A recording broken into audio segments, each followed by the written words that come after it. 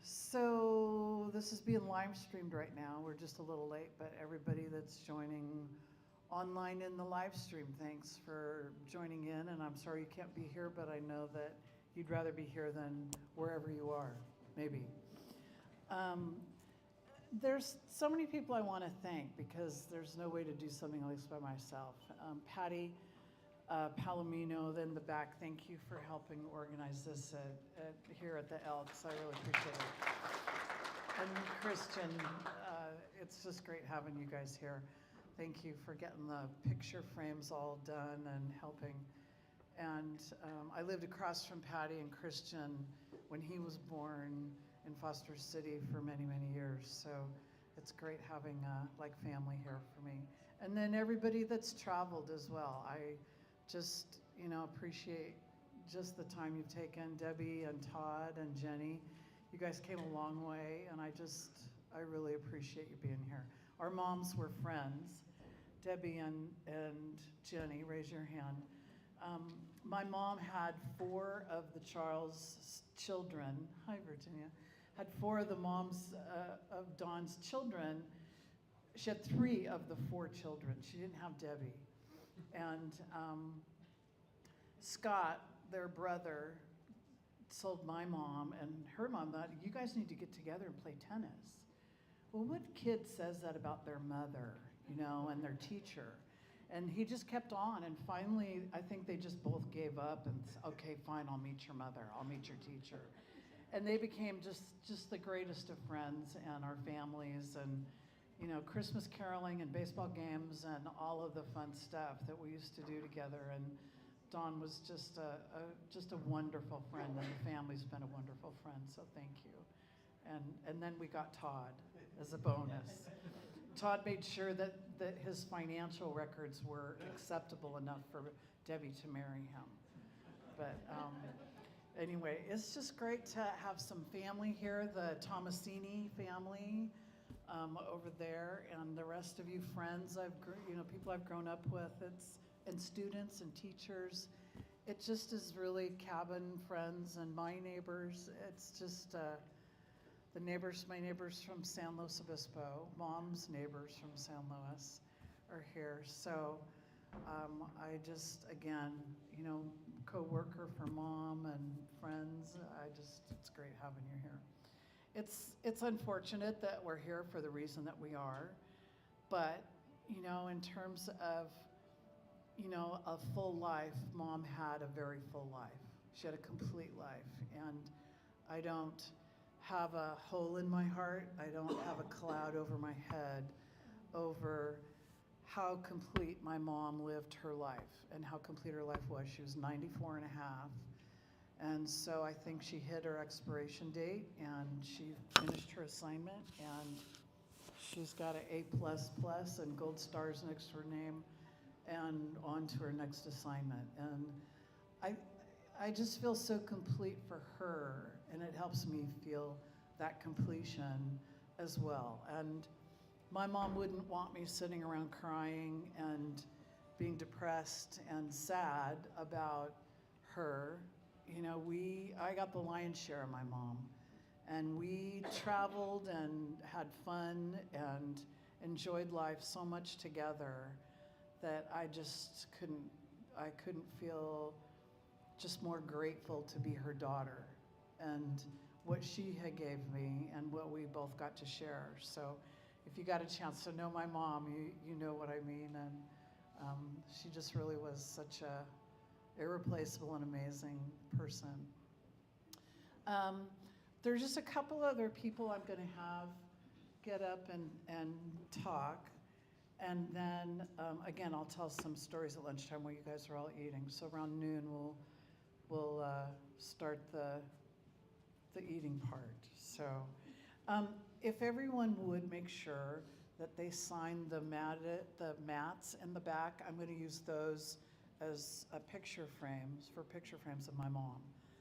I don't know if I'm going to get all those in there because some of those are the landscape or the portrait, and those are landscapes, so I'll figure that out later. But I'd rather have that than a book I just close with your names in it and stick in a drawer. I'll have these up on the wall and kind of a living remembrance of today and my mom and your thoughts about mom. So feel free to write whatever you want on those. Kent. Kent always said he was my mother's son, and that he was the favorite. And you know, I haven't had to arm wrestle him for that, but anyway. So I'm just going to call a few people up that I've asked to speak before lunch, and then I'm going to open it up after lunch for anybody that wants to come up and talk about mom. So don't feel the pressure that you need to come up here and speak. And if you don't want to come up and say something like this in the open format, if you're not comfortable with any kind of public speaking, you can talk to Rudy, the videographer, and he will take you in the corner somewhere, and you guys can tell a story or whatever it is that you want. So please get a little bit, even a minute, on as a conversation, because this is all going to go into a video that'll get uploaded onto YouTube and live happily ever after in perpetuity about mom. So anyway, and be sure to assign those mats. I bought orchids. April brought some. Evelyn brought some a little bit for me, but I got orchids for everybody to take one home, for a family. But please grab one as you're walking out. As I started thinking about, I don't want to be sitting here doing flower arrangements, and then after the ceremony, after this event, then what do the flowers do? So now those will live on with you. So you're responsible. Okay? So you might need to take an orchid lesson. I know they're not easy to take care of. Debbie, I think you have the formula now to take care of them. So if you have any questions, ask Debbie. Anyway, I think that if, who should come up here first? Debbie, do you want to come up? Sure. Okay. And then after Debbie, I'm not going to have Todd come up. No. Jenny, if you want to come up after, no, that's right. You don't want to come up either. Craig, you could come up after. There you go, Craig. Okay, all right. And then probably after Craig, it'll be Scott. So anyway, and then we'll probably be close to lunch. So. Excellent. Thanks. I'm shorter, so I can leave this here. And you probably still can't hear me. There we go. Well, you all know who I am now. My mom was really good friends with Marlene Wuest, who I call Mrs. Wuest. So, Is that a little closer? Is this better? Yes. There we go. Okay. Oh, sorry. I'm getting my advice from the acting, my drama teacher from middle school, and I'm supposed to talk really close right there into the mic. Okay, is that better? Okay. I did learn everything about it from you, public speaking. Our moms were very good friends, and our families spent a lot of time together, going to their cabin, rafting down the Truckee River together with lots of laughs. There was basically nothing you could do, as anyone who knows Marlene well, there were laughs, and she was always going to give you, there was some dig, some sort of, you say something and then she'd, boom, come back with a quick quip and, make you like, oh, okay, I think that was nice. And my mom died pretty young, and so Marlene, Mrs. Wuest, who insisted I call her Marlene, but I'm having a hard time with that. I always had a hard time with that, so I'm just going to call her Mrs. Wuest here. So Mrs. Wuest insisted that, or didn't insist, but she basically kind of stepped in several different ways. In one way, when I was bringing my boyfriend at the time, now husband, back to California, because I lived in Washington, D.C. When I was bringing him back here to meet my family, I was like, okay, we're going to drive up to Truckee, and you have to meet Mrs. Wuest. And he's kind of like, okay, you're a junior high teacher? I'm like, no, she's my friend. And so I even brought him up to get approval, and she approved. She also came out to Washington to take care of me after I had knee surgery. Like, what? This isn't my mom's friend. It was so nice of her. She knew my mom would have come out to take care of me, but she wasn't around. So she came for a week, took care of me, fed me, and then went off and played tourist. And, just such a wonderful person and so thoughtful all the time. And I wasn't fortunate to have her as a teacher, but I feel like she did teach me through my whole life in different ways. She used to send me care packages in various places, and she'd write these notes on the outside like, wear clean underwear. You might get in an accident. And, thanks. And she did it to embarrass me, yet if we tried to do something in public to embarrass her, like my older brother was known for running up to her if he saw her somewhere and giving her a big hug and trying to say something to embarrass her, like, hey, you're out of prison, or something. And, she, you had to get back to her every once in a while. So we did. We worked our best. But so I think, though I didn't have her as a teacher, she affected so many lives as a teacher.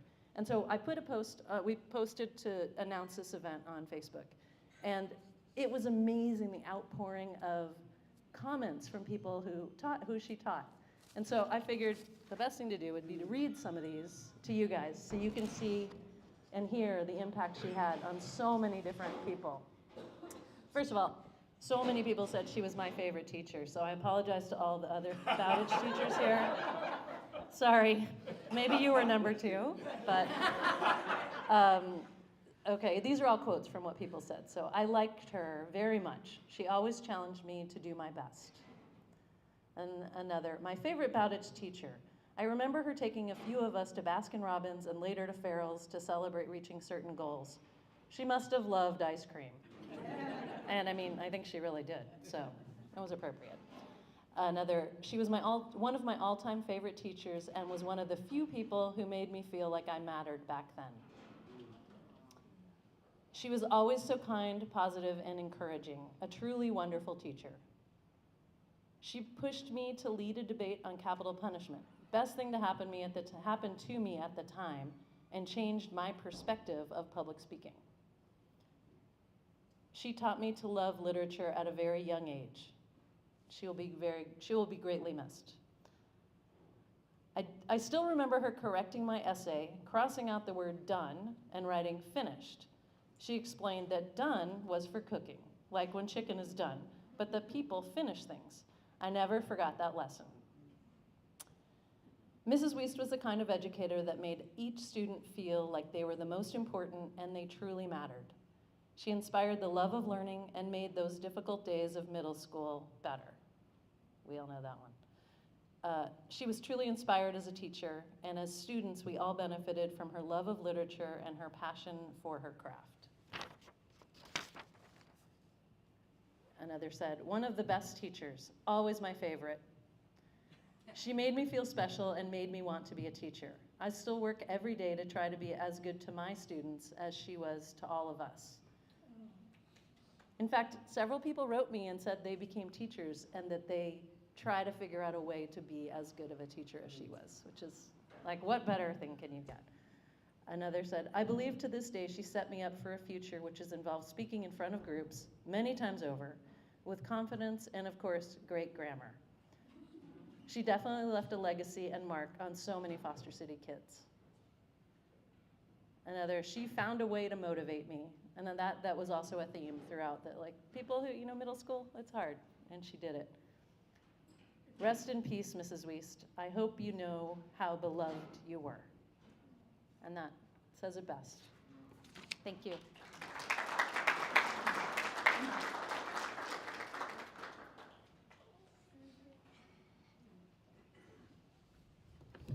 Couldn't have said it better myself.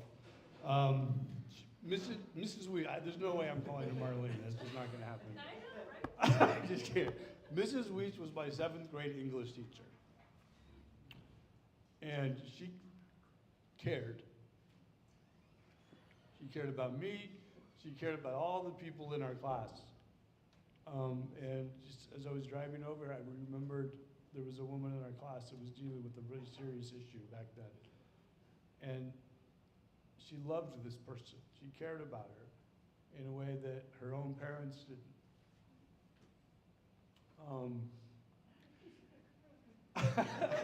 I'll probably cry, yeah. She loved me. she loved people. She loved her job. She was just always a pleasure to walk into her class and learn something. And she made a difference.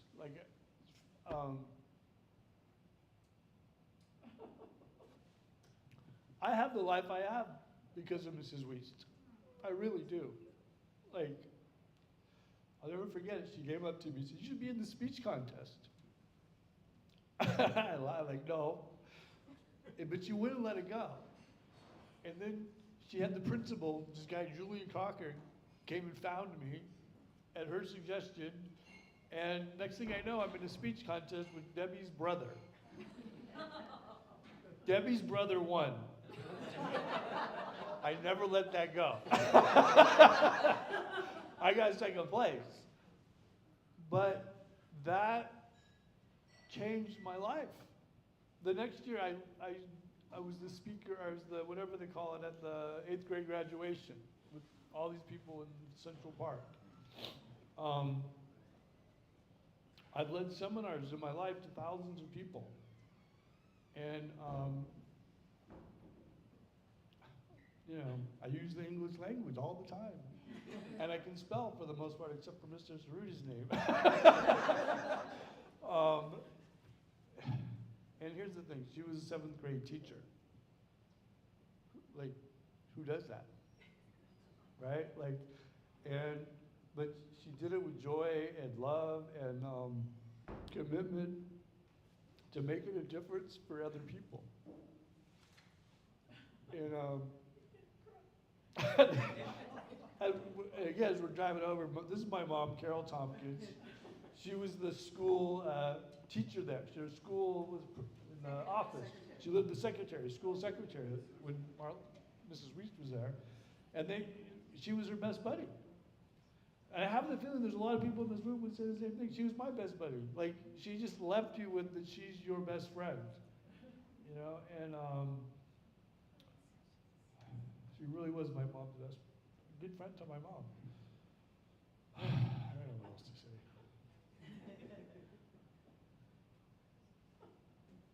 Thank you, Mrs. Wuest, for the difference you made in my life. Thank you for the difference you made on the planet.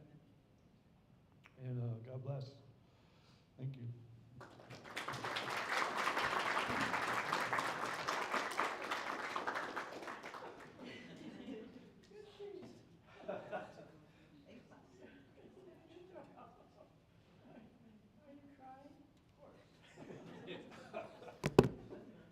It's going to be hard to follow those ones. I'm going to pull this out.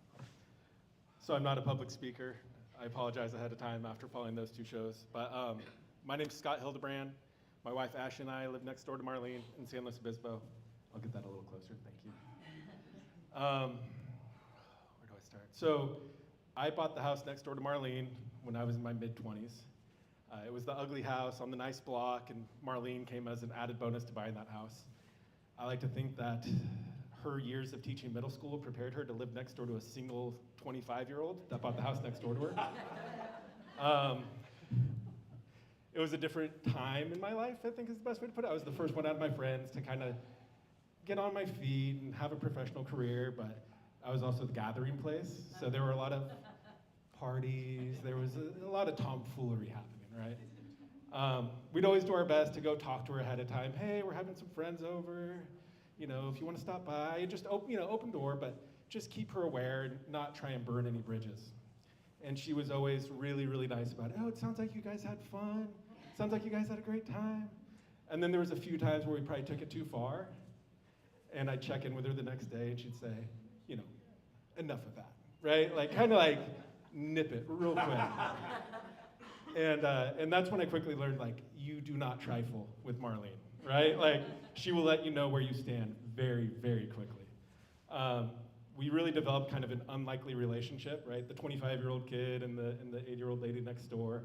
I loved hearing stories about old San Luis. I've been there since the 80s, but she would talk to me about, you know, how things used to be and the old family names and where they grew up and where they would go. And, you know, I've seen things change so much just since the mid-80s, but thinking back that far was just always a treat.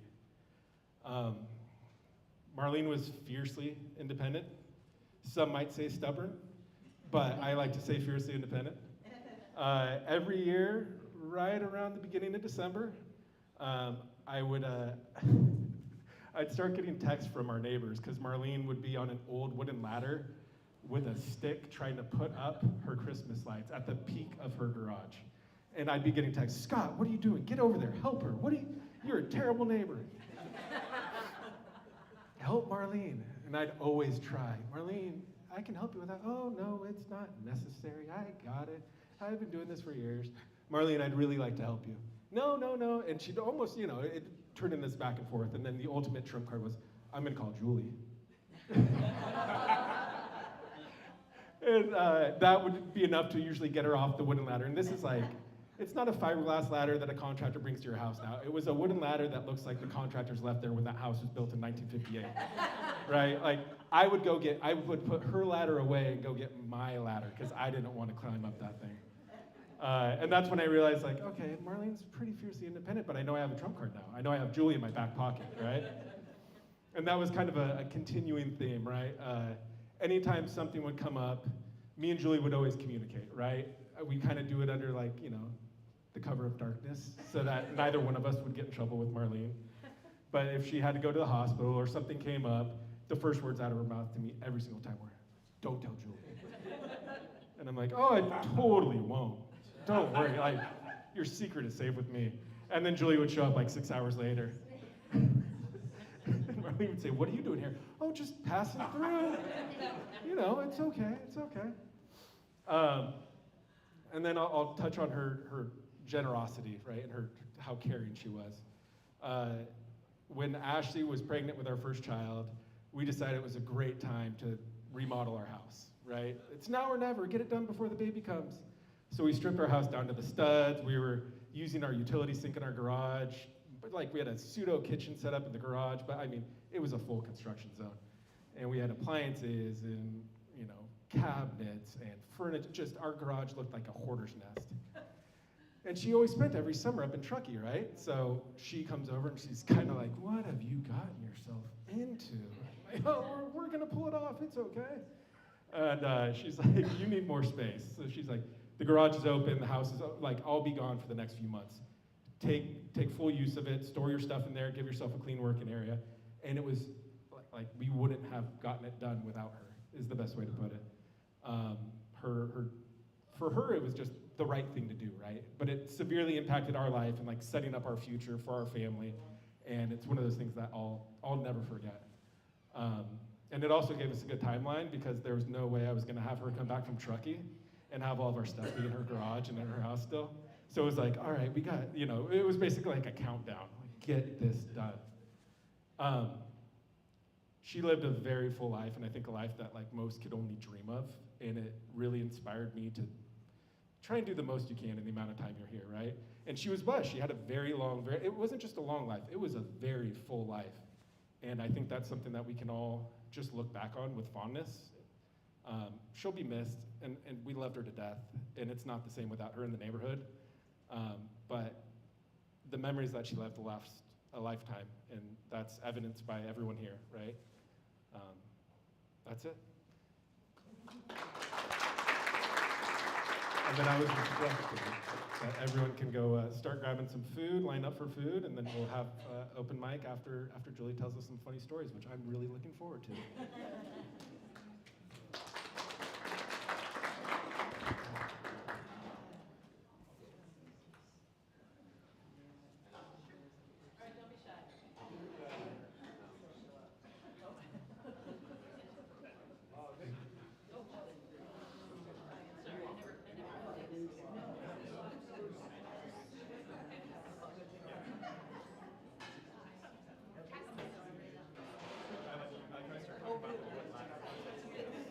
The dreaded wood ladder. I was up on that many times.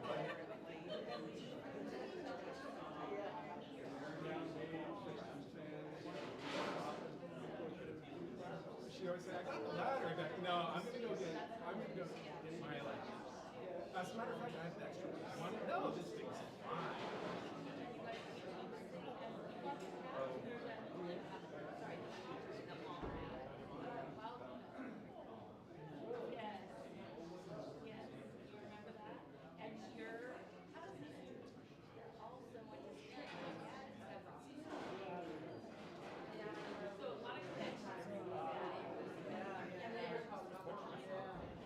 supposed to, effort.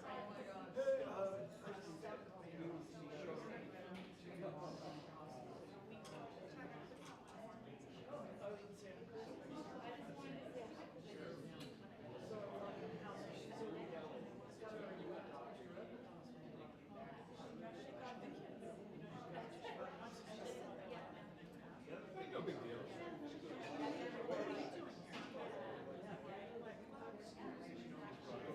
Is there anything you want to tell me?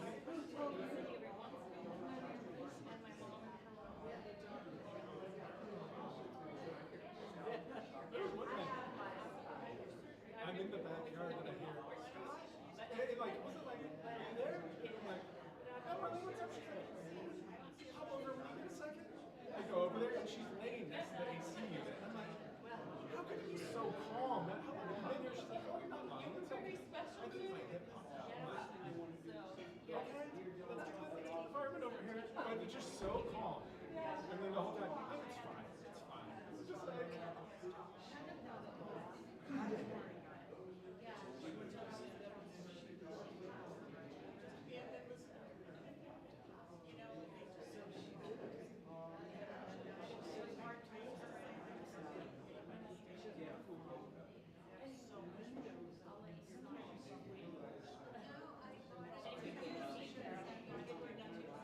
her and Phyllis are only like a few years apart, so it's kind of like blindly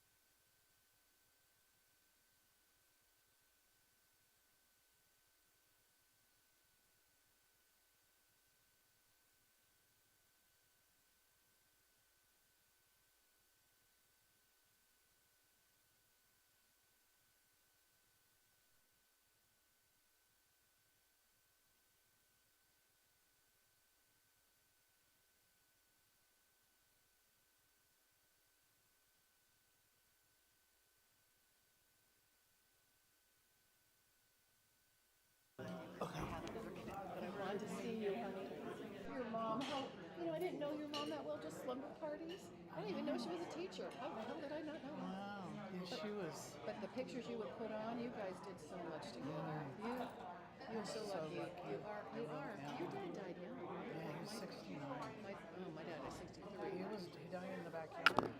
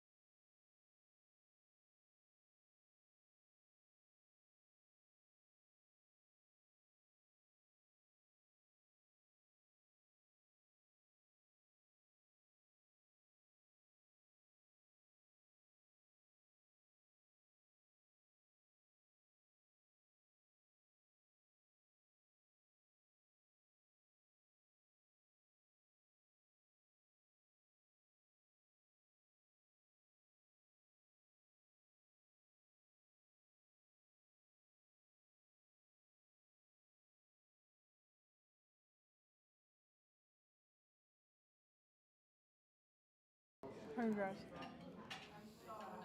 Um, Craig and Debbie, I want to thank you guys very much for doing the RSVPs. I didn't note that in the beginning, but I really appreciated, your help in taking up, a lot of those conversations that, I've been busy, of course, and it really helped a lot because I was planning the funeral at the same time I was planning the celebration of life, and, we're getting wires crossed. I thought, I need some help. And it was, Craig and Debbie had offered, and I took them up on it. So thank you guys very much for your help. Very much. Yeah, thank you. And then Jenny, you doing the pictures was like, the cherry on the cake. It was great. Thank you. There are some fun stories that I kind of want to share about my mom, and some of you may have heard some of these before. But I want to make sure I mention about Africa. My mom wanted to go to Africa while she was still mobile. And so she asked me if I wanted to go. I paid for my own trip. I invited my friend Linda. Mom invited her friend Mary. And Carol, I think you were supposed to go, but your feet were bothering you or something, so you couldn't go. But so we went, and there's some pictures. That's one of them in Arusha. There's a picture in front that's dark. That's the outline of my mother, and it's one of my favorite pictures of my mom because we had just gotten to Namibia, and everybody was all the kids were being put down. All of us were going down for a nap because it was really hot midday. And I couldn't sleep, and Mom couldn't sleep. We were on opposite ends of this camp. And so I went into the main lodge, and then my mom came in, and we were the only ones there, except for a couple workers. So my mom offered to buy me a drink, and we sat at the bar and talked about how amazing our lives were. And it just is such a memory of us. And again, it's that one that has the dark shadow back there. She's just in the shadow. It's to the right of the orchids. But it just reminded me so much of that conversation we had about how fortunate we knew we were with our relationship and how close we were and how much fun we had and just how grateful we both were to have shared our relationship. And it just will always stand out in my mind of how fortunate really we both were with each other. And I couldn't have lucked out more to be the daughter of Marlene Wuest, for sure. And then there's a picture of a giraffe that is up here. And that giraffe, I don't know, it'll come on. That's a funny picture. It's the giraffe that is standing behind a little thin tree, and it's got an eye on either side of the tree. And the truck or our Jeep had stopped because the mother and the baby were walking across the road. And the adult animals in Africa just ignore the Jeeps and stuff. They could kind of care less. They're just used to it being around. This baby was probably just a few days old. He looked brand spanking new. It was all white and clean and everything. And it stood in the middle of the road. So we're parked looking at it. It's standing in the middle of the road looking at us like, I'm sure it was wondering, you know, should I be afraid? Should I run? What is this? And it stood there, and then it thought it should move and go hide. And it went and hid. That's in Africa as well. That was, it went and it's standing behind a tree, and literally one eye's on one side of the tree and the other eye's on the other side of the tree. And Mom and I just got such a great kick out of that. We thought that was great. Yeah, there it is. Just adorable. There's my mom driving a canal boat. And, that's us at a pub somewhere. And this is with Todd and with Debbie when Todd took us on a flight. And, you know, just so many great memories that Mom had. And like I said, you know, I was probably lucky that my mom and I were as close as we were. And she always said about my dad, you know, Frank, if you were Christopher Columbus, we'd still be Europeans. He never wanted to go anywhere. And the funny story about my dad was I used to always help my mom get ready to go out to lunch on Saturday with her friends. And she'd change her purse from, you know, to match her shoes and her outfit and all that, you know, Saturday lunch. And my dad was sitting in the front room eating ice cream, watching TV, probably golf or something. And my mom was in the bathroom getting ready. She goes, do me a favor and go check in my car to see if my sunglasses are there. And so I went in and out in the garage and I checked and they were there. So I came in the kitchen and I just said, Mom, they're here. She said, okay, thanks. My mom left the bathroom, went into the bedroom. My dad's standing there eating his ice cream. She's like, what are you doing? And he goes, I don't want to meet him. That was my dad. And he was funny because my friend, he loved my friends. And once he got to know them, I must say that I was really fortunate that in high school, I met Joni, and that's Joni. She became a great friend of mine, and she didn't have a great family like I had, at least. And one day, it was time for her to not go home because it was a bad situation with her stepfather. And so I just brought her home. Said, you can come live at my house. And cleaned out the back of my closet and under the bed and her side of the vanity. And I had 2 twin beds in my room, so did my sister when friends spent the night. And 3 weeks later, my mom said, is Joni living with us? And I said, yeah, and here's why. I sat down with my parents and told them the story, and they took Joni in like she belonged to them.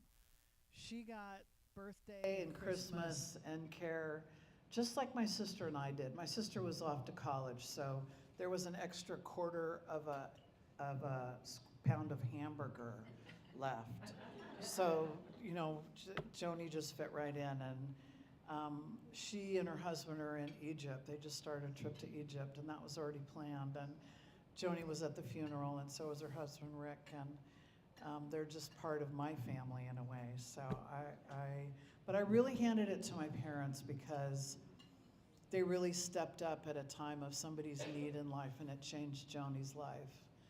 And, you know, like she changed a lot of kids that she didn't bring home, but I know that my mom talked a lot to kids that were having a tough time with their families and learning things about themselves that weren't easy to learn. And I just really admired her for that, you know, of what she did for so many kids that, you know, it's just a rough time growing up as a teenager, and she just did it so gracefully. And like Virginia said, she's probably the most perfect person, you know, close to the perfection that I ever met in my life. You know, she had perfect penmanship that I had to learn to copy to write notes in high school.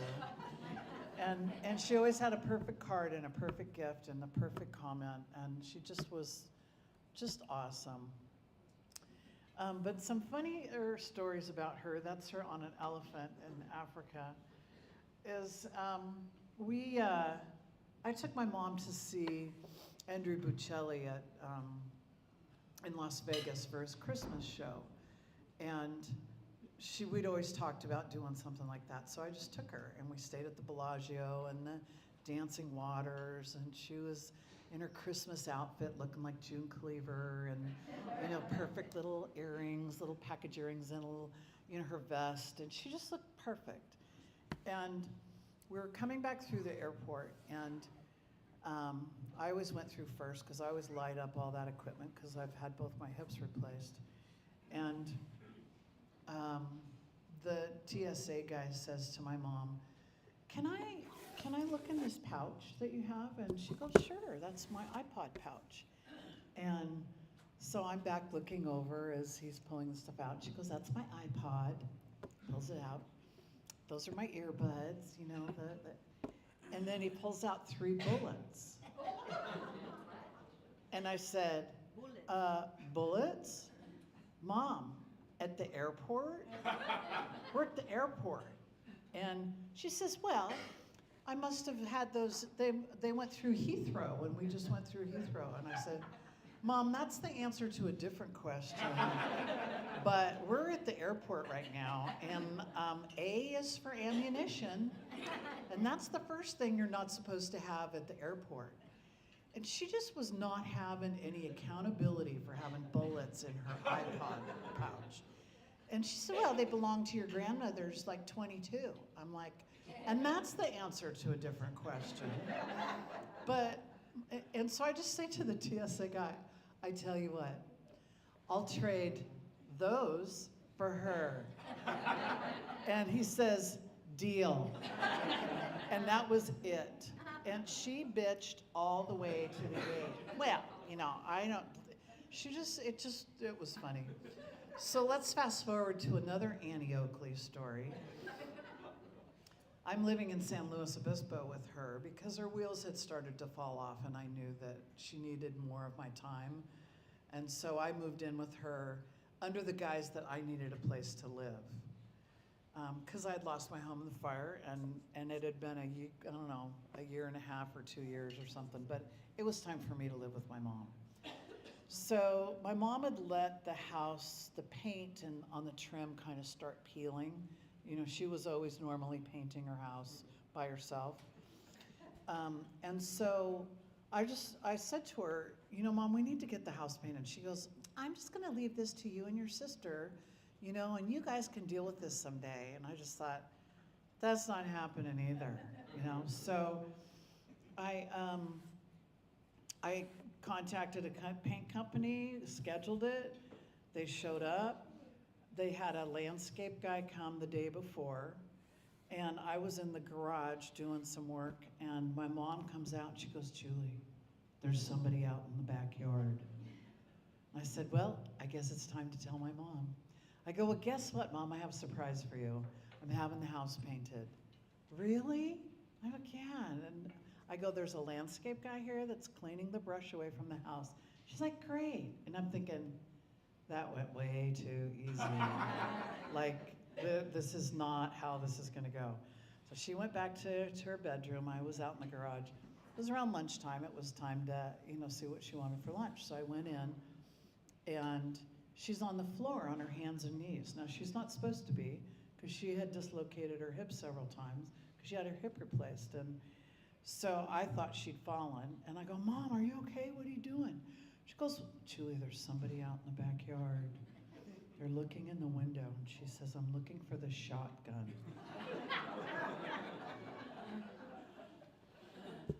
I said, Mom, I'm having the house painted, and he's clearing the brush away from the house, and they have to clear the tree away from the house. She didn't acknowledge she forgot. I didn't remind her she forgot.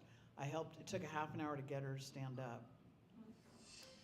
So she, the next day, I said, Mom, what were you gonna do? Shoot the landscape guy, you know, with the shotgun?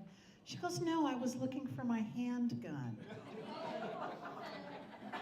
She had a handgun, and it slid between the two twin mattresses that were side by side, and I couldn't reach it, and she couldn't reach it, and I just thought, I'm leaving it there.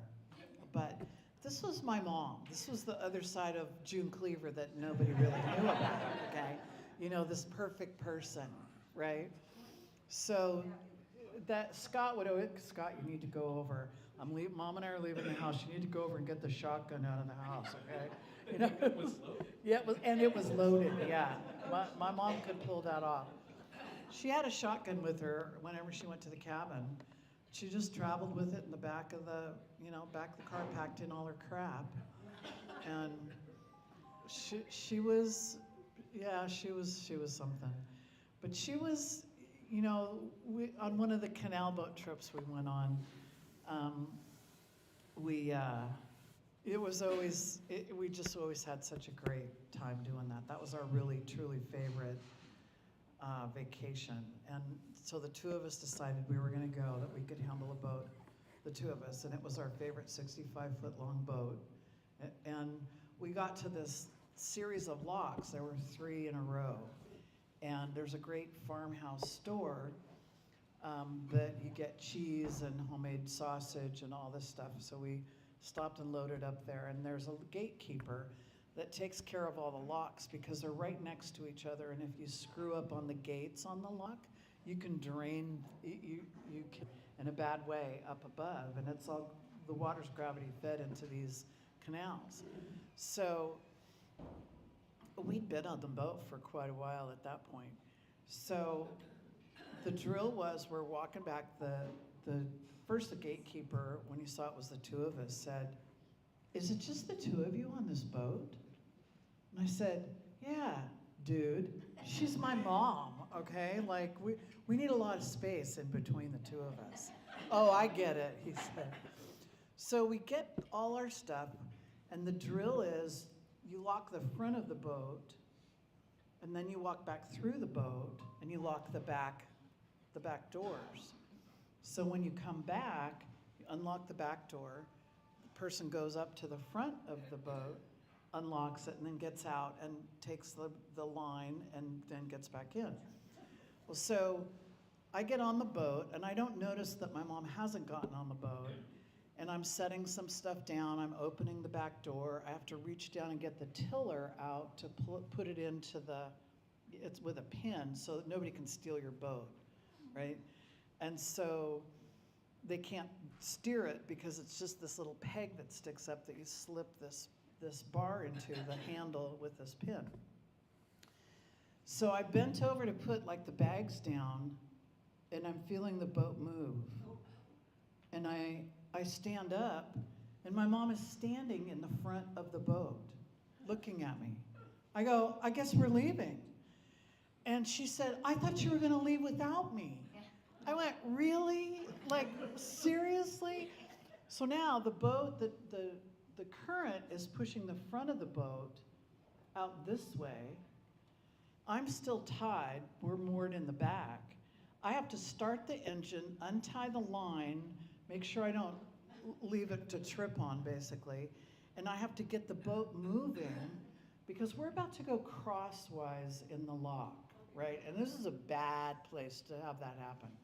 So I'm moving as fast as I can, and I get the engine started, the tiller's on, the line's up, and now the boat is like at 10 o'clock, and it's moving the front towards these boats that are across the canal.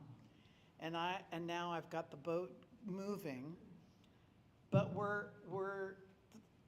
I just said to my mom, you need to sit down and push off on anything we get close to. She's like, okay. So we get over, and we're next to I finally get next to a boat.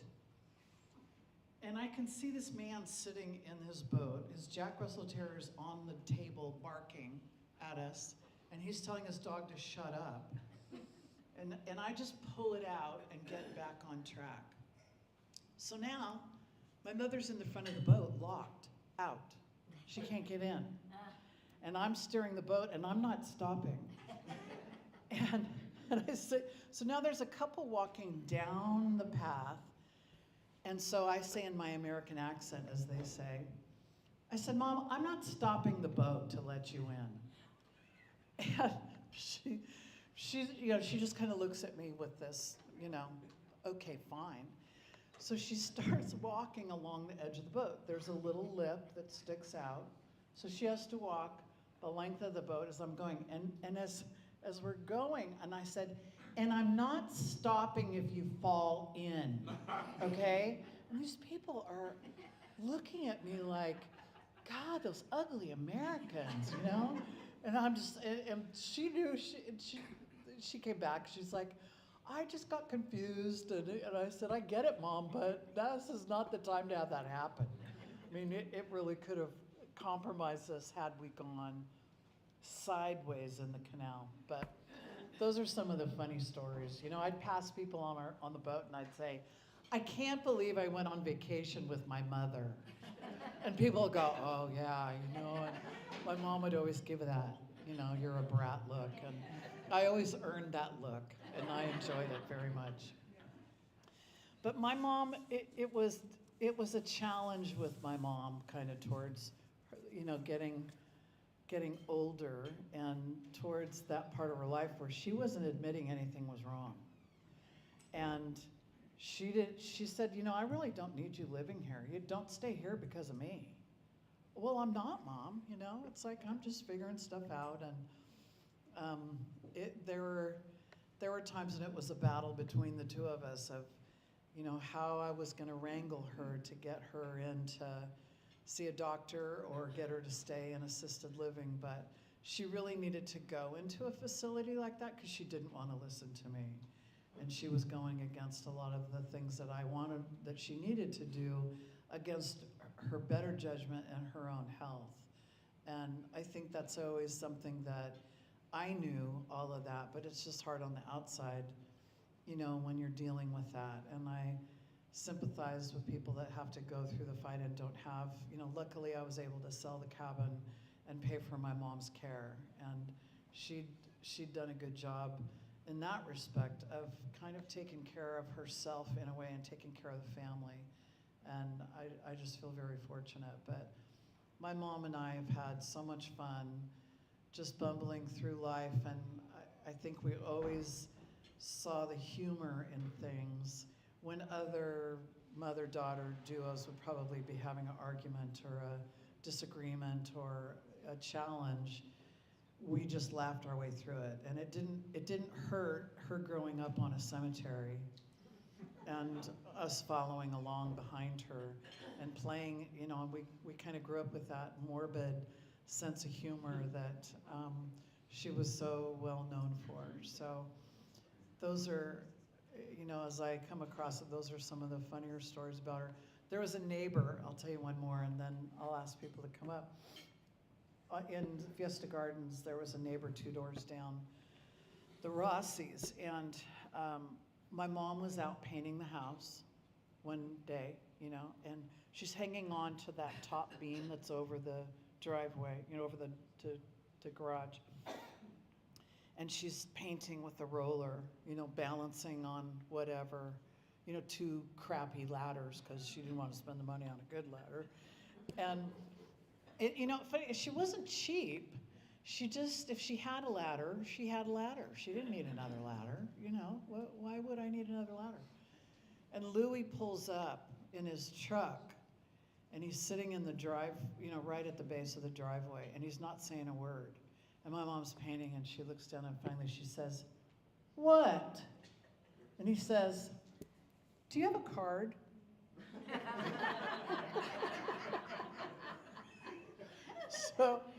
So fast forward, my mom had come through San Mateo, and she my sister was living there, and there was something going on with the front yard. My mom wanted to go out, and she was doing the yard work in the front yard, and she fatigued her right hip, obviously stepped back and fell. And Laura wasn't home. And so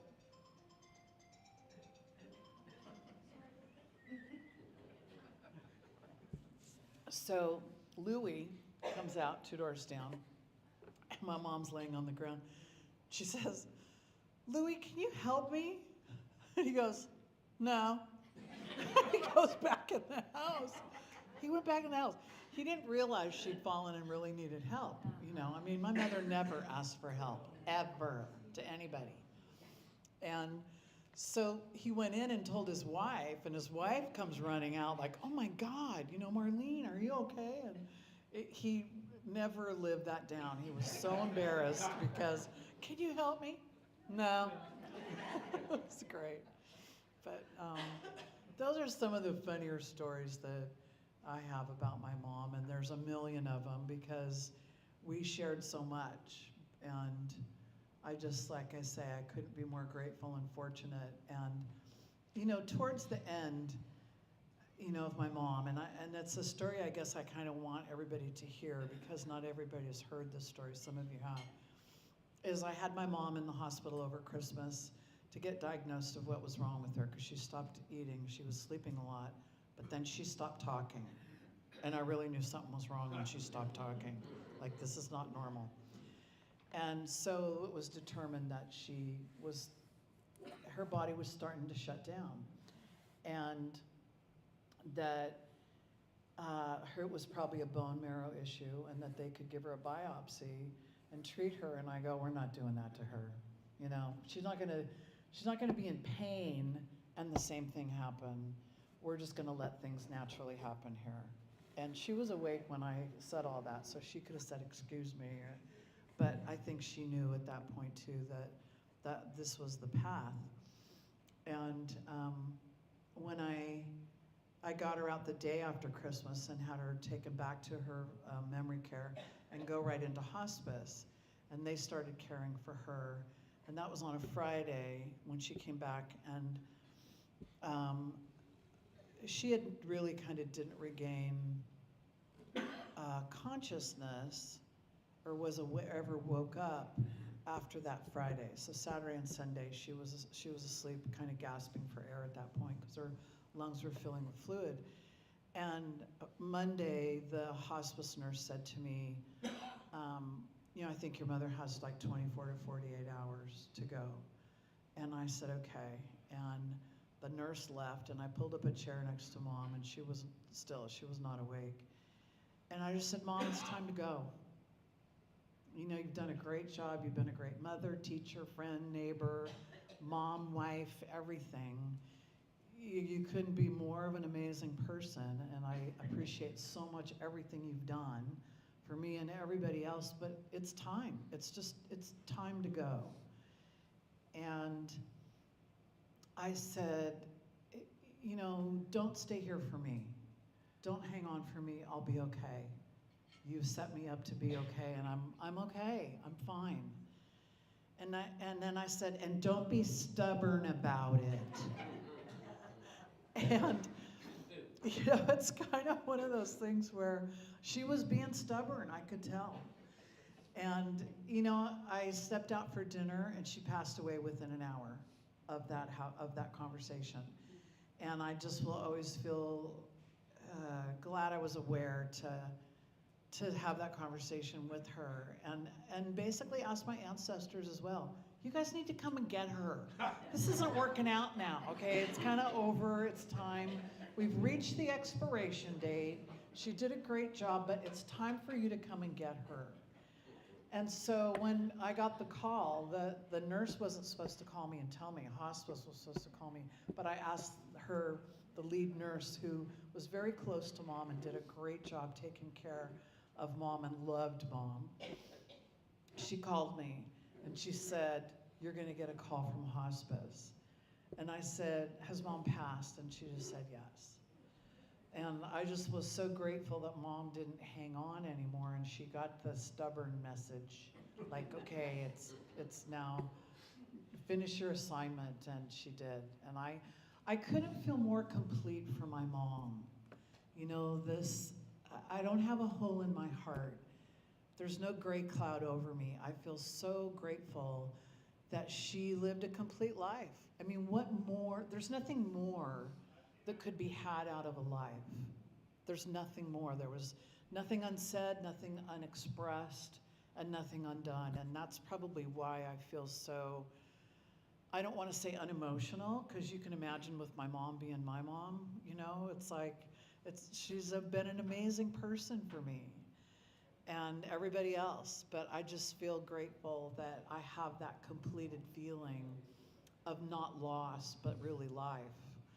It just was time for her.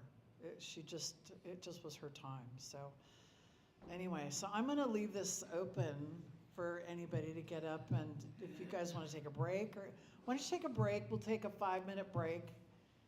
Go use the restroom, get something to drink, come back, and anybody that wants to come up and talk about Mom, if you would just take a couple minutes, that would be great, because if there are a lot of people that wanna speak, we gotta fit it all into one cohesive program. So thanks for keeping it short and listening to me. Thanks, you guys.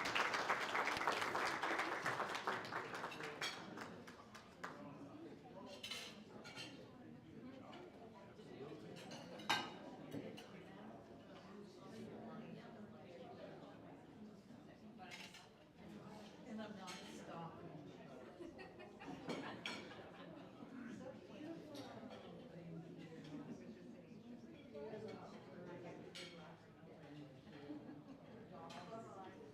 Yeah,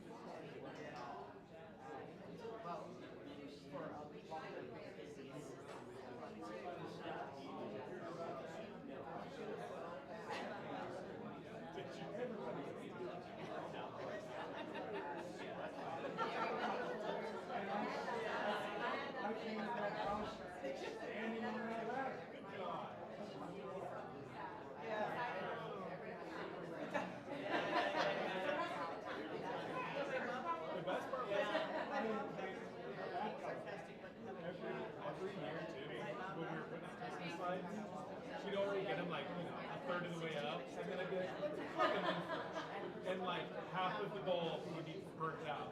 And we went through that year after year, and then ended up on a ladder changing bulbs.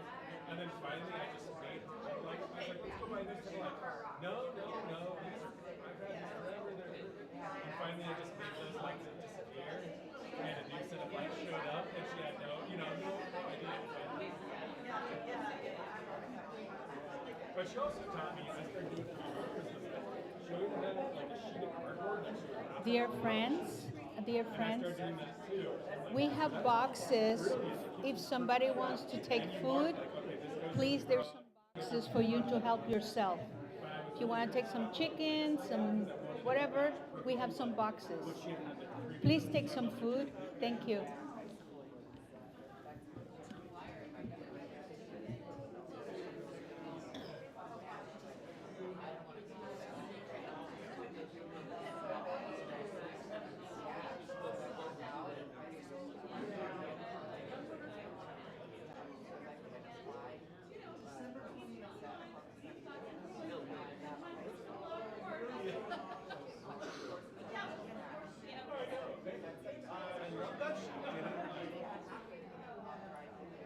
Whatever. She didn't hold like any resentment or animosity. Like when there was an issue, she would help me.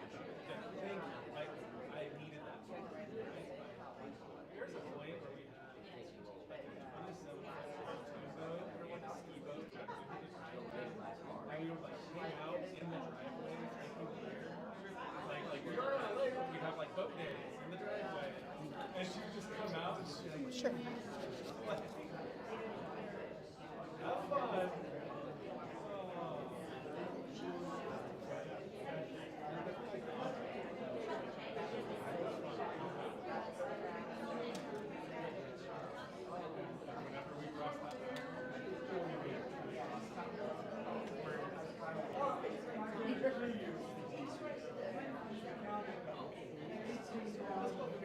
Absolutely. Yeah, totally. Just like over here.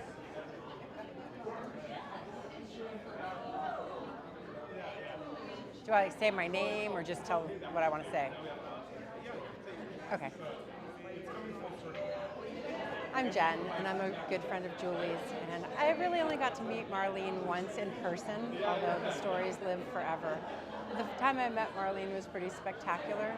I went to introduce myself to her and told her that I was a friend of Julie's, and her immediate response was that she questioned my character and my judgment from that decision, which sent us all into laughter, but really captures the spirit of Marlene and her lighthearted, jokey, keep you on your toes sense of humor that still comes through with Julie too.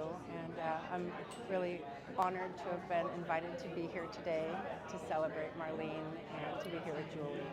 So lots of love to everybody. That's the only way we could afford it.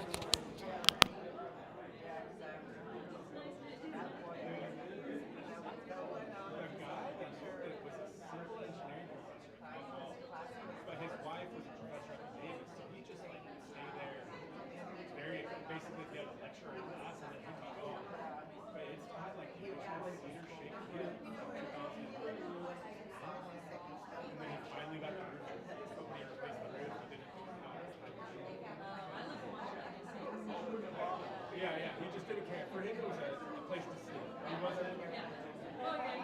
And like the sewer main was the original Lawrenceburg pipe. It's like a tar-coated paper mache pipe that slowly collapses over time. So I'm doing my due diligence and I get the sewer main set up and it's like barely hanging on. And he's like, I've never had any issues with it. I'm like, well, that's because you lived here by yourself.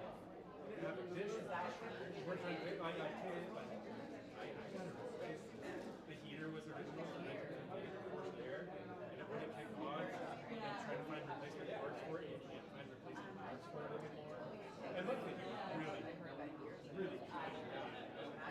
This is what I need to have done. Like, I'm not saying this because I'm trying to take class. I have no money. And he luckily came for like, I would say a lot of like critical repairs. The actual infrastructure. The bones are good. Someone did something wrong in the garage and they got to fix the framing in there. All it takes is time to build it, which But every once in a while when you show up, I get free labor, right? So he was at our house for 2 days. And me and my brother-in-law were in the backyard laying out all the underground. We were doing a bunch of flat work and turf, retaining walls. And he comes over with gloves on. He's like, "What are you guys doing?" I'm like, "This needs to go from here to there. This is going." He's like, "All right, got you." We worked on it for 2 or 3 days. Oh yeah. Oh god. We still have. We still gotta do that back fence side. But I pulled the permit for it.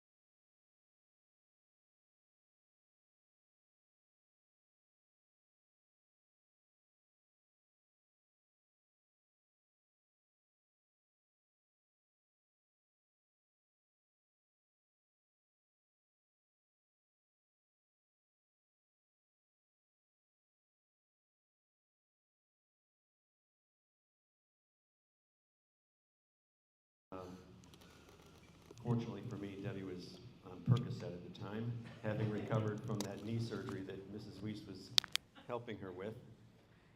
And I think she played a little role in Debbie saying, yes, we'll go on our first date.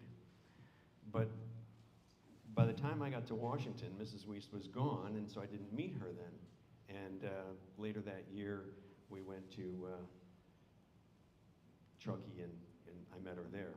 And she was just so stone-faced with her dry sense of humor that I wasn't sure what to make of this. I thought, she's the caring woman who came, here in her early days of retirement. She's spending time taking care of a friend's daughter. What a nice woman. And so she saw where things were going with us, and she said, no, I need to know your prospects. I can't just endorse this relationship until I know your whole story, including I want a financial report. And so she's a respectable, caring woman that I have to now go back home and look at my last 5 years of taxes and give her a proper report.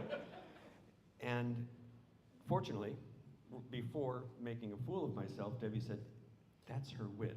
Don't take this too seriously. So I had to sort of step up to meet that, and wrote her a note, very proper, as Debbie advised, good English, well-written, addressing her respectfully, and let her know that my attorney thought that I probably wasn't going to prison, but the tax evasion that I had undertaken was just this close to bankruptcy. However, I was still fully employed for now, and that I might have prospects that would be a good financial combination with Debbie's future. But if not, there was always Debbie's future to rely on. So I sent this to her, and fortunately, it as I say, met her wit perhaps, and she approved, and the rest is history. To the point that she also kept that, and maybe 5 or 6 years ago, she sent that note to me. And she was such a dear woman for having concern and care for those in her circle, and such love that she demonstrated and inspiration, but never lost sense of that love of life. You know, she, in every aspect, she was going to make her interests and concerns known, but with lightness of heart. And that carries on in her spirit today, and we should all be so lucky to remember that as we go. So, to Mrs. Wuest.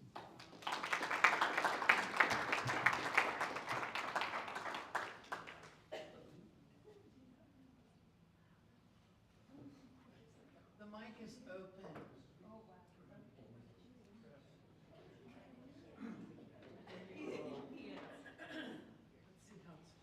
I don't know. How do you do this? Do you want me to show you how to work the mic? No, a secret. You put it to your chin. You put it to your chin. I'm Virginia Misani. I'm a teacher who had the privilege to work with one of the best. I have so many stories that I can't even pick one. But I do want to start by saying, when we started this and heard the beautiful things the students had said, one of which was that she was their favorite teacher, and some people looked at our table and went, oh, sorry, you know. But you know what I want to add to that is, if you ask a teacher who worked with Marlene, she was one of maybe the favorite teachers of teachers. So kids loved her. We loved the junior high kids. We had that in common. We were kind of it's a little mental thing we all have. But she absolutely was loved by every teacher. I cannot think of one ever, and she was there for a long time, who wouldn't think of Marlene as the person to go to if you had a problem, if you needed a little more information about someone who you could sort of tell needed a little help. Marlene knew these kids in a way that a lot of teachers never got to know their kids. And it wasn't just the kids that, you know, sometimes at a school, especially middle school, there's the athletes, there's the kids that like math, there's the kids that like English, there's the drama students.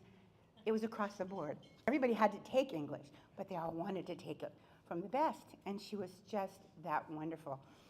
And so all of the things I could say about her, we've heard some great stories. We know how special she was. I think, you know, Julie said she's close to perfect, and I think that's really true.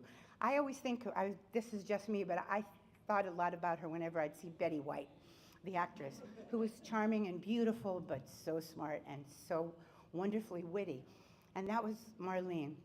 But she also had a calming factor that I think we really sensed whenever she was around, that everything's going to be okay. Yes, there might be a fire drill. Let's just line those kids up. She never ever got a bit upset about anything, or at least outwardly. We all felt very safe with her. So I think as a teacher, if we felt that way with her, no wonder the kids loved her. They just really did. And we were privileged. And a lot of people, we have someone here who's driven up from LA who had her in 7th grade. I mean, these are signs of lasting memories. As Craig said, you can remember your teacher, maybe, and maybe have a favorite one in high school, maybe, but to remember someone down from elementary school and hang on to that long enough to drive up from LA to see her and honor her, it tells you something about her, right? So I wanted to just add, because you said 2 minutes. You can have 3. Okay, 3. I was born in Long Beach. No, I'm kidding. No. Anyway, I just wanted to say that I was very close with my mother, like Julie. And I lost her 22 years ago, and I still miss her terribly. But when she passed, probably the best compliment people could give me was, your mom is still here. And I'd go, what do you mean? No, she's not, darn it. And they'd say, yeah, because she's you. She's still with us. We still get that beauty, that charm, the warmth, all of the good traits of Marlene, and even some of the ones that weren't, you know, maybe the ones that she was most proud of, the stubbornness. Although she probably was proud of that one. But they're still alive. So if you guys miss her, just remember Julie's around. And then there's a little wonderful piece of a very special person still with us. So thank you. Thank you.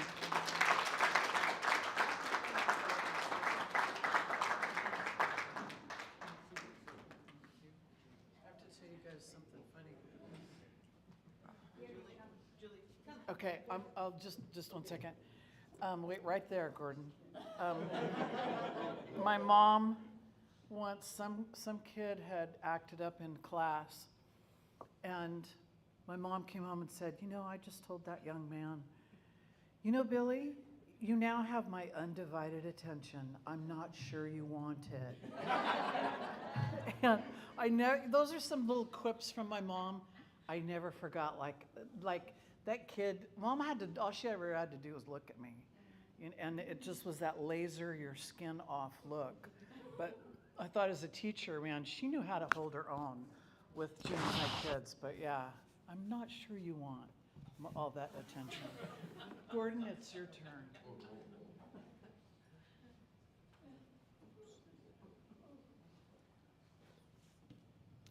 Good afternoon. My name is Gordon Hill, and some of you I've been walking around saying, now, who are you?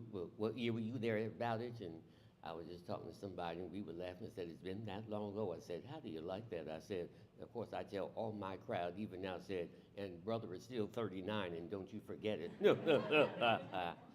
But I remember Mrs. Wuest because, and I think Virginia, and I got into the acting thing. I saw this book, over half a century ago, and got into the old radio and TV shows. Of course, I always liked Hazel, My Little Margie, and all them people. So it shows you how old I am. Of course, you know how old they are, so. But anyway, I got into it, so we would started getting into the radio programs. They had the nostalgia craze in the 70s, so she would say, oh, there's this program that comes on Monday through Friday at a certain time. So, of course, I had to go write it down. And I was new out here, so I had to learn the radio stations and all this stuff. So I started listening. So then she had this book that she gave me. And she wanted to say, why don't you just take it? I said, oh, thank you. And it was written by this lady who was on the radio serials. She was a star. So she was talking about her rise in radio, old-time radio. So that's where my thing came from, and by and by just got going and everything. And so anyway, but I remember Mrs. Wuest fondly with good memories. Some years back, I was saying to her daughter, I had got on Facebook. So it was a wonderful tool, of course. Now, you know, we're a certain age, and now they want to play with your mind because they think everybody's some 22-year-old. I said, no, I may look like it, but the mind is a certain age. Don't mess with me. I don't have time trying to figure out, oh, you have to, now look, daddy's a certain age. You have to keep it like the KISS principle. Keep it simple, stupid. But I had gotten in touch with her, and she sent me a note. She said, is this Gordon Hill so-and-so? And I said, yes, it is. And I could see her just laughing. I just laughed. But after a few years, I lost track. And so the daughter said that her account got hacked. And I said, yeah, I said, that's a terrible thing. It's supposed to be something, supposed to be wonderful for people to reconnect. Because I have friends that we've been friends since kindergarten. So that's been 60 years ago. But anyway, I just wanted to come and just be able to honor her and just always reconnect with people that I've seen, haven't seen in quite a spell. Miss Musanti, we're on Facebook together, and I laugh. I remember when she was Miss Papini. Then she got married during the year, met her husband, then she had her son, and been a long time ago. But anyway, good memories. Ed Schuler and so many, you know, that I can think and remember in my mind. You say, wow, isn't that something? And then Bowditch, of course, has undergone some changes. I said, wow, isn't that something? I used to wonder, how were they breathing when I first had to enroll in there? And I'm looking, I'm saying, well, where are the windows?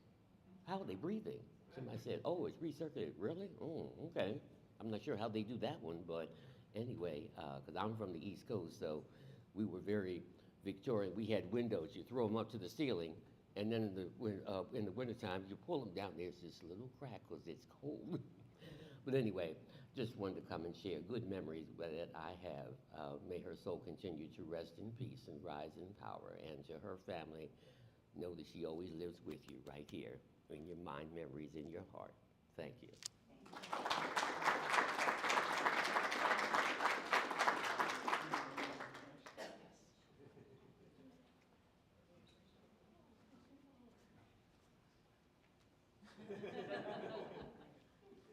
Wow.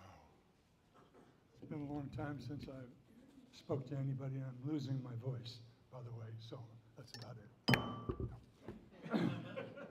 When I was 23, I graduated from San Francisco State University with a chemistry degree, a BS, Bachelor of Science, not that other thing, in chemistry. And so I went out and had a good time on a Sunday night, too good of a time, very late with a number of people. The next morning I got up late, which was not like me, and I went to San Francisco State to find out where I was going to be student teaching. I thought I'd be in a high school in San Francisco teaching chemistry, because that's what my degree was. Anyway, I was late, big long line. I got on this line, and they said, you people, we'll take 30 of you, you're going to this newish school in Foster City. I said, where the hell is Foster City?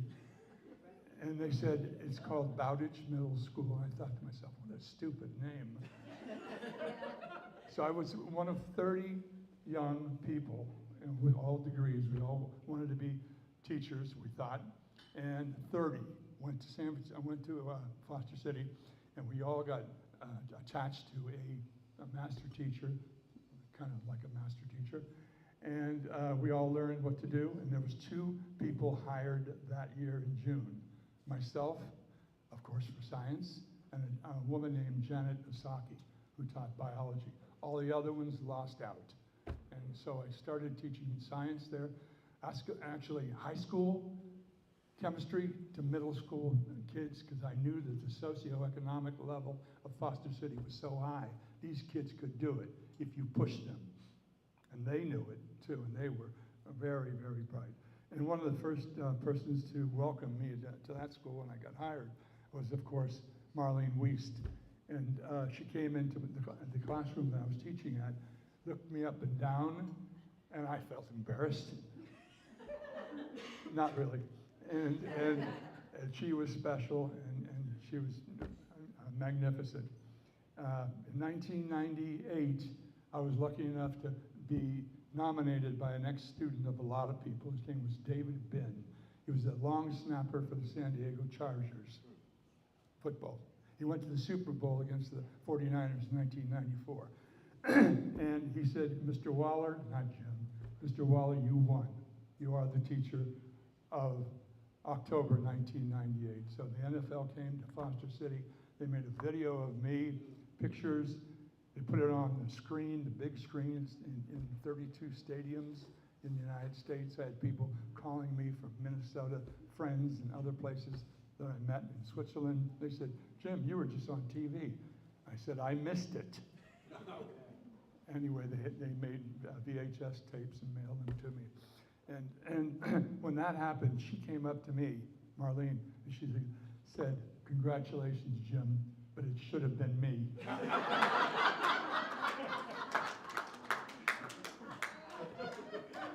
And I thought, God, it should have been. She was just an outstanding woman, so bright, probably had a IQ of 160. Talk about high IQ. For 2 years, I taught in Bowditch kids who had very high IQ. Debbie was one of them. And I think for 2 years, the Gifted and Talented program, GAT, and I taught science, beginning of algebra, et cetera, for those 2 people. And then my wife wanted to do something, Susan Waller, she taught at Audubon. I said, let's take a sabbatical. She said, what's that? I said, well, after 7 years, you can take a semester off and go wherever you want to do or do whatever you wanted to do. So she said, okay, I'll follow you wherever you want to go. So I bought a Volkswagen pop-up type van camper, and we lived in it for 7.5 months, all over Europe, Western Europe, Eastern Europe, down into Greece, Turkey, Egypt, back up through Bulgaria, Romania, into the Soviet Union. I was lost in the Soviet Union for 2 weeks every day because I couldn't read Cyrillic alphabet. And I got into Finland with her. We had a baby. He was 5 weeks old, Jason Waller at the time, when we left America. and he was 8 months old when we got back to Foster City. Anyway, I got over into Finland. My wife took a picture of me. She said, "What are you doing?" I said, "I'm kissing the ground. We're out of the Soviet Union. I'm so tired of having anyone tell me what to do." So I looked at her. I said, "You got that?" And then later on, I come back to Foster City, and there's Marlene waiting to tell me what to do. She was just something. And then when Susan and I retired, Marlene asked me, "Jim, when are you leaving? Or what are you going to do? I know you want to travel," because we led for 28 years tours from Foster City of ex-students, etc., parents, whole families. For 28 years, Europe, China, Tibet, Australia, New Zealand, North Africa, many places. And she said, "Jim, why don't you take a trip around the world?" So I said, "Wow, you read my mind, Marlene." She said, "Jim, it's not that hard to do." Anyway, we did that for a year, from June 15th to June 15th the following year. And we went to 143 countries in all in our travels.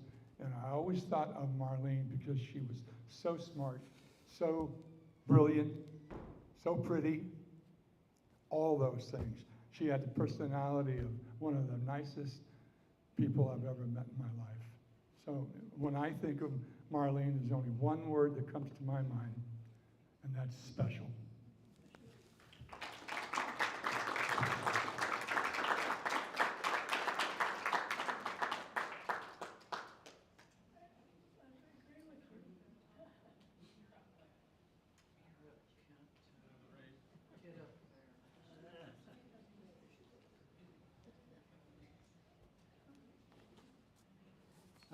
I have a cheat sheet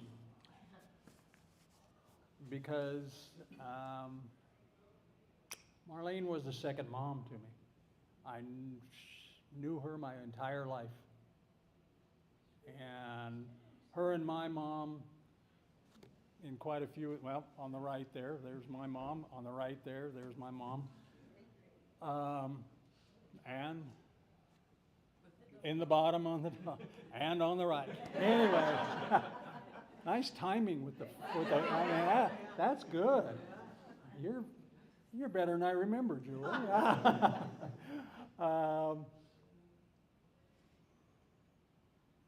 Anyway, unfortunately, I've lost both of them in the last year, and they were so much alike in many ways, but not alike in a lot of ways.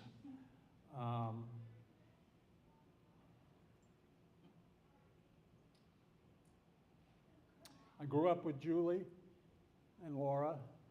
We used to, in San Luis, we used to travel to the beach together in the back of the car and always argue with each other, claiming that when we saw it was my horsey or something like that when we saw. And Marlene would just be quiet and not say a word, and we'd just do our thing. We'd come back to the house on Beebe Street and she'd make strawberry waffles for us from scratch, whipped cream, wonderful things.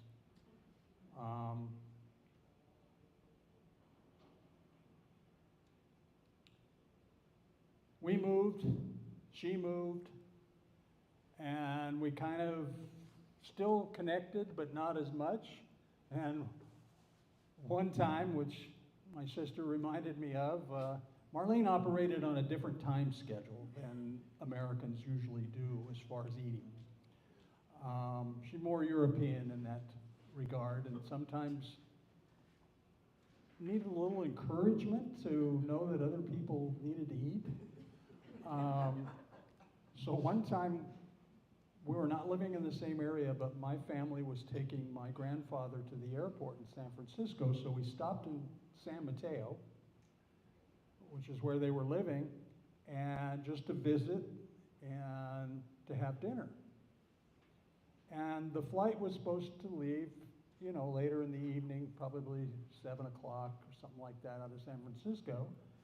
And so they all got to talking like adults do. And my sister said to my mom, I'm kind of hungry. She's probably 5 years old or something like that. And didn't say it, the conversation kept going on.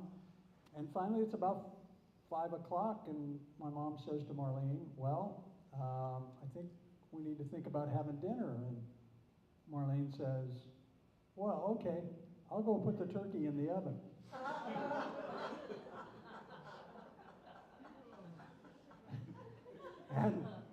And so my mom looks at her and kind of goes, well, we have to leave in an hour. And Marlene looks at her and says, well, how long does it take the turkey to cook? And my mom says, oh, how big is it? And she says, oh, probably about 15 pounds. And she says, oh, probably about 4 hours or so anyway. And obviously we didn't have turkey that night. So that was something you always had to get used to, whether it was at the cabin or at the house in San Luis. You had to kind of prod her along, or as my wife, who couldn't be here today, and I started doing is, we started preparing the meals on the day we got there, just so that we knew we would eat. During that time frame, after the airport incident, we kind of, as life happens, you know, I was high school age and college age, and you know, the families kind of, we moved further away and the families kind of separated. And so, as fate would have it, I'm going to school at San Jose State, and I'm walking out of my dorm room and going next to the parking garage. And coming out of the parking garage one day in, my sophomore year in college, I look up on the stairs there and I'm going, nah. And I let the person come down the stairs and it's Marlene, and I know her. And I'm going, what are you doing? He says, I'm going to school. And I'm going, me too. And so we talked for 45 minutes standing there and kind of reconnected. And since that time, we, knew each other. We would go to the cabin every year, the beginning of the season, and my wife and I would pick up all the pine needles because of the fire situation, and I built the sun terrace that was out on the other lot for her. And then in the summertime, after that, we would, when she was in Truckee, we would spend time at the house in San Luis. We were both teachers, so we had the time off in the summertime. And we'd do work around there and work for the neighbors. And I know that wouldn't ladder very well. We painted that house and cut down bushes and did all that kind of stuff. And took care of the house for really as long as we wanted to in the summertime, which was wonderful for us. And that's how giving Marlene was, and how special she was.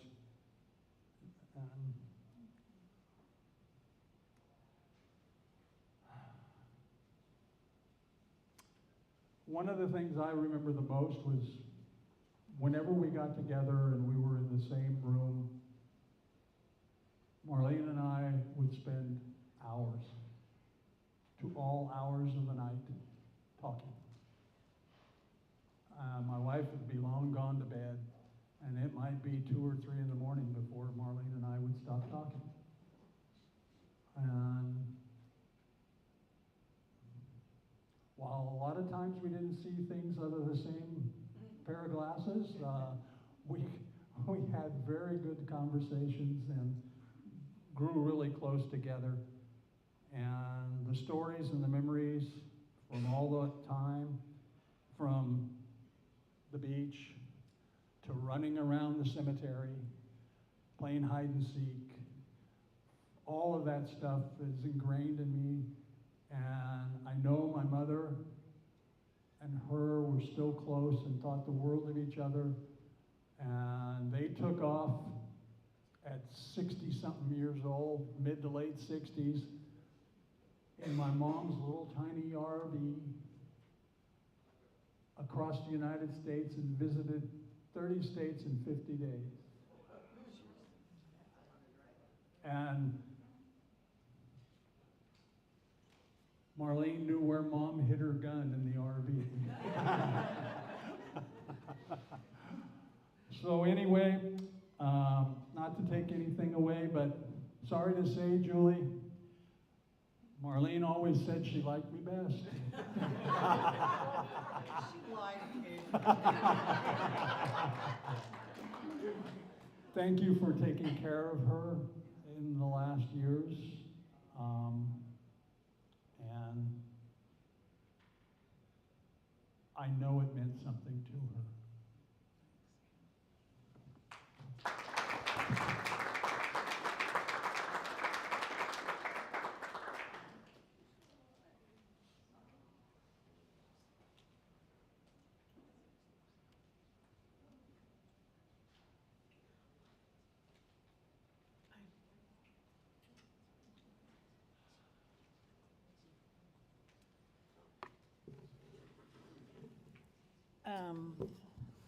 The cabin in Truckee was my mom's dream, and we had it for about 50 years at least, so it really was just an awesome place that my mom entertained her friends every summer, and it was just the joy of her life, you know, to be able to spend time up there. She had her car packed and ready in the parking lot at school, because she wasn't missing my dad, you know. She left right after school and drove to the cabin. And the neighbors that, you know, Kent talks about the sun terrace. Laura and I and my ex-husband had owned the lot next door, and that lot was built on it. And we sold it to the neighbors on the other side, the Busalakis. They had expressed interest in it.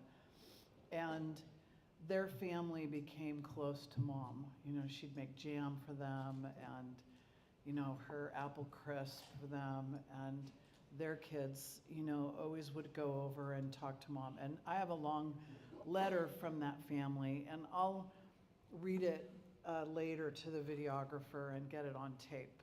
But it just was so great to have neighbors that totally cherished Mom. She was on her block. Everybody just totally loved Mom, and she knew everybody. She knew everybody's cabin. She'd walked everybody's cabin. She was like the mayor of her street. And so the Busalakis had also gone to visit Mom when she was in memory care in Arroyo Grande before she came to Arizona.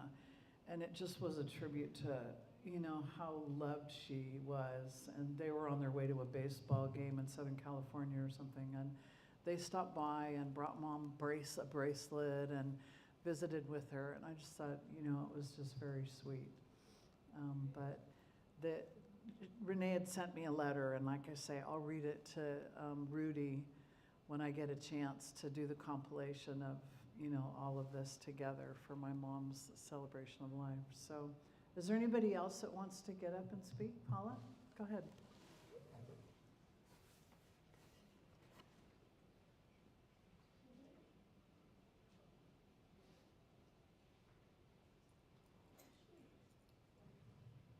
I'm going to follow these rules here. Is this right? Chin? Okay. So I am married into the family.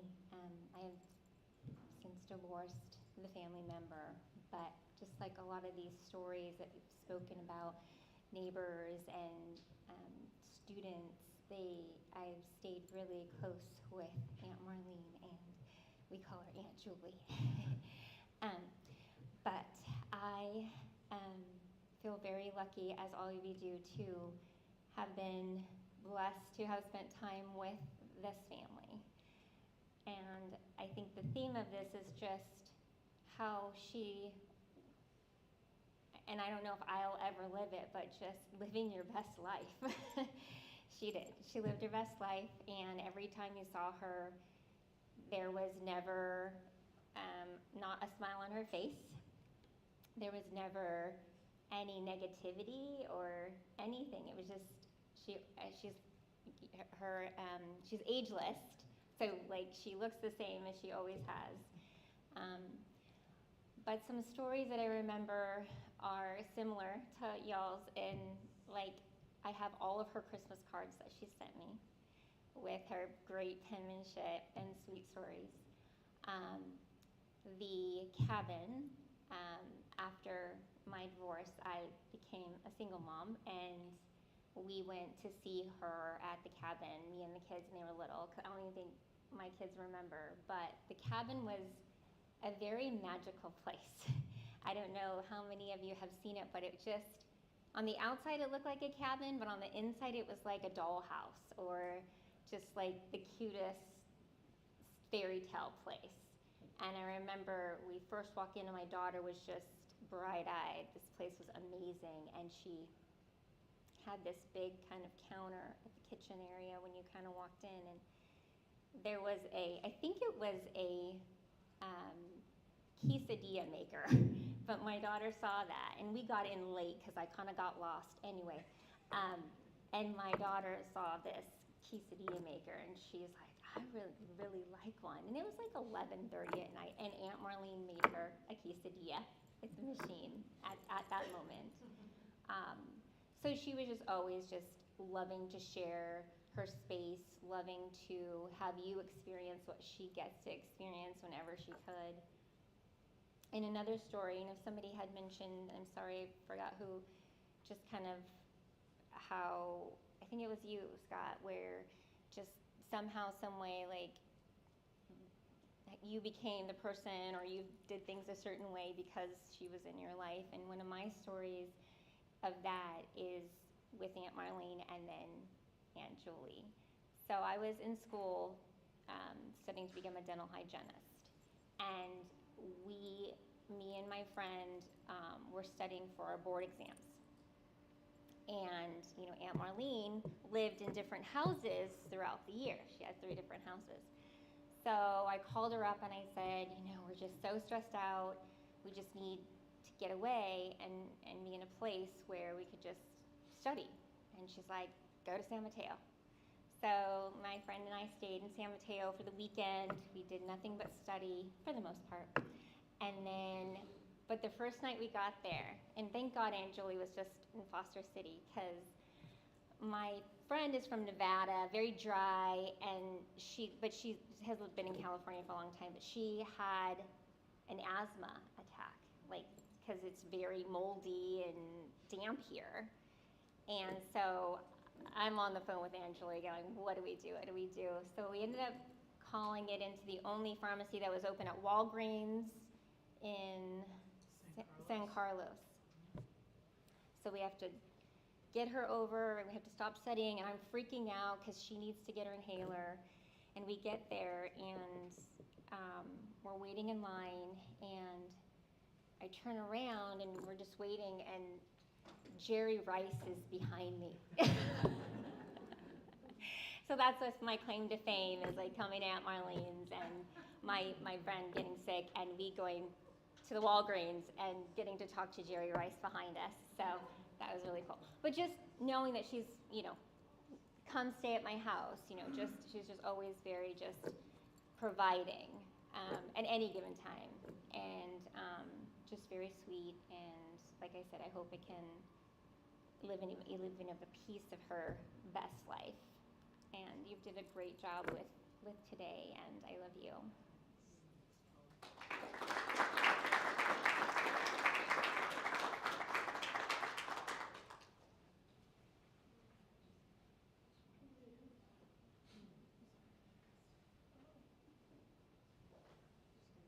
Anybody else?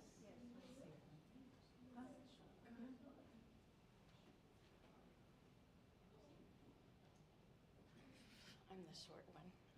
mine will be very short. Okay, can you hear me? Okay. I just wanted to say this because I thought of it today and how everyone's saying how good she was, and she was in every way. And all the wonderful big life that she had, and she always included everybody if you were her friend or close, often. And one of the things I thought about today, and I think about every day, but whoever was reading the stories about the kids and stuff, about the ice cream and how she liked ice cream. And my mom and her and I, whenever she'd come to Yuba City to visit my mom, who was this guy's mom too. So they were lifelong friends since 7th grade. And they grew up together, and then we all grew up together. But anyway, we used to always go to the ice cream store that's handmade, and everybody loves it. And whenever we went there, and also whenever we'd go out to dinner, and this always reminds me of her, but I think of it every day, she'd say, "Oh boy, we're eating again." Anyway, that's my story. That's a quick one for Marlene. There's so many stories I could say, but I think of that every time I have food. So.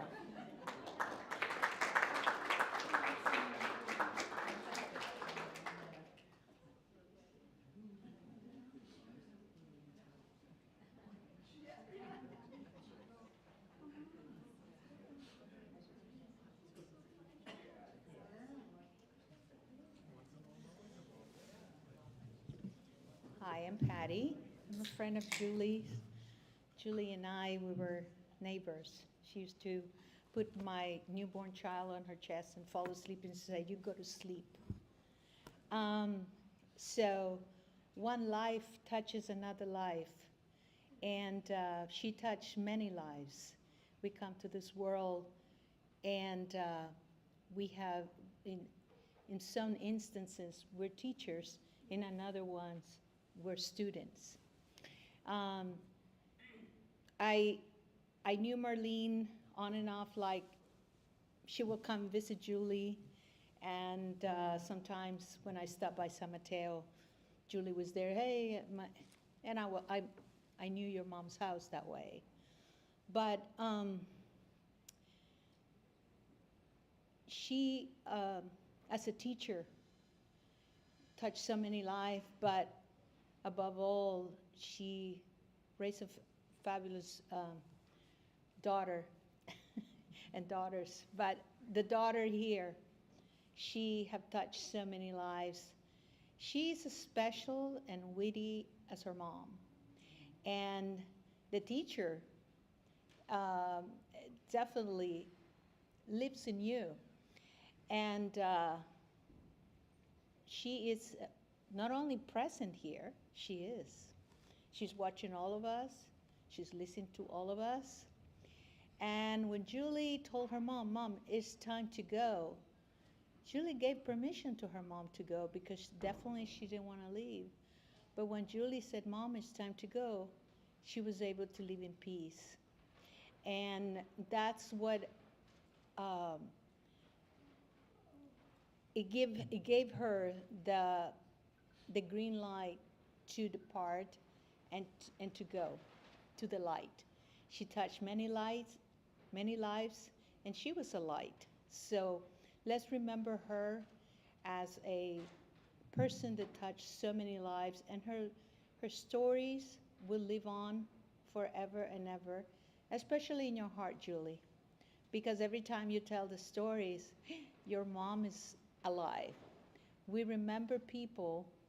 When we remember people, they're alive. So that movie Coco that talks about remembering them, that's how they live. When we remember, we don't forget their stories, their life, the way they touch us, so special. And that's what Marlene was. I have nothing but to say to Julie, wow, what a great mom you have. Special life, and you're special. You're welcome.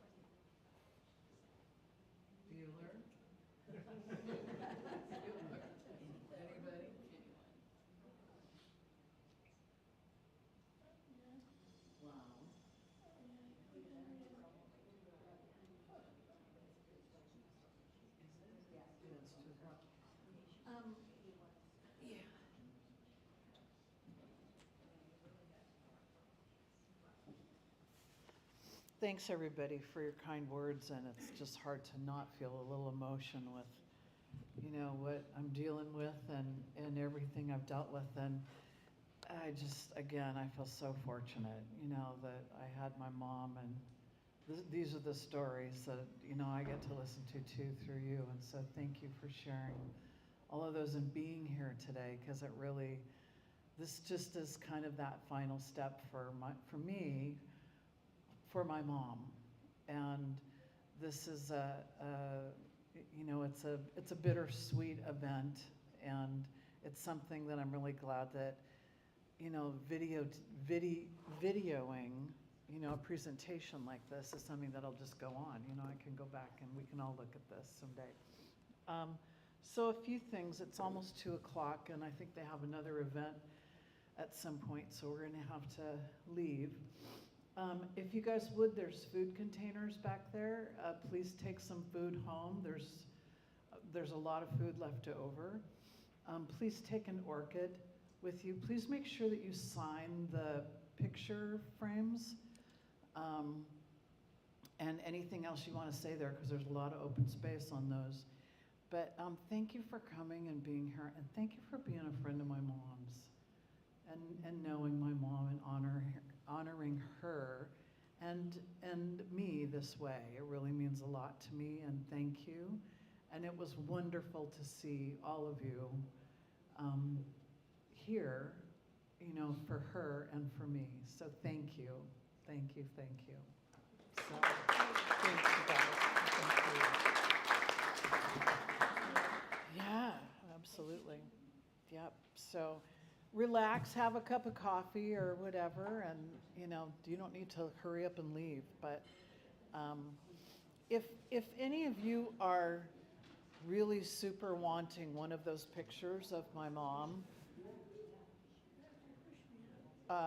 you can take it, because I can't take them home. If you guys want a picture, I have more. I mean, I have the originals. So anyway, but yeah, you guys grab some food, please.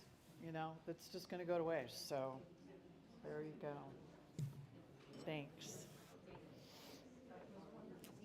Okay, thank you.